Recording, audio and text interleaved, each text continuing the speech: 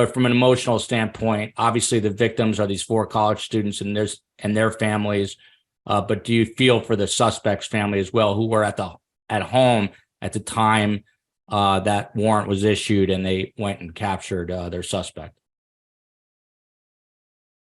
Yeah, I mean, I know for the Golden State Killer, I was aware that he had been married and that he had children. In fact, when he was arrested, I believe he was living with, I think, his granddaughter. And yeah, I remember thinking how absolutely horrible that must be to then suddenly be learning these horrible things about somebody that you probably love and care about. And the same thing is true for Rasmussen, who was the person that I identified who'd been responsible for the Bear Brook murders. Again, he's got family members. In fact, to confirm that we'd identified the right guy, they got Y-DNA from his son. And yeah, I mean, I can't imagine what that must be like. It must be terrible. And Agent Duffy, Thursday morning, we have Dennis Rader's daughter on, the notorious BTK serial killer. I've been dealing with her, offline, sweet as can be. Just because there's a monster in the family doesn't make the family heinous per se. I mean, do you have thoughts about what the family is coping with right now?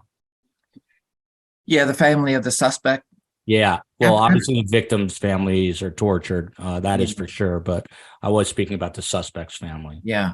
Yeah. This is, I think, a very difficult avenue to go down. But having, as an interviewer, right, my job is, when I get involved in a case and investigation, I know that the goal line is ultimately justice for the victims, those that are in the courtroom, and if it's a homicide or somebody that can't be there, obviously for the victims that can't be, providing their voice. But as an interviewer, my job is to get a real sense of who the suspect is. And I'm not jumping into the facts of the case. I want to know a background of the person I'm talking with. And it all comes down to rapport.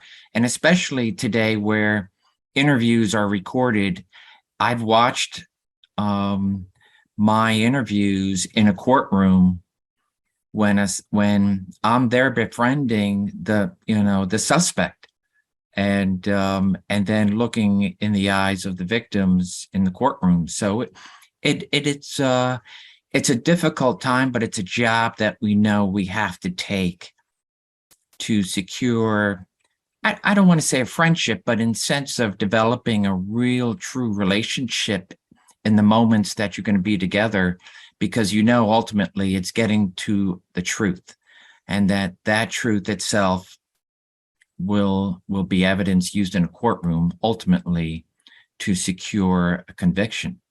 So yes, I know that there are families, even the suspect themselves, they're human beings who have done horribly wrong, and it's a matter of paying the penalty, paying the piper, and getting past that, and hoping that I'm that middle ground between one side to the next.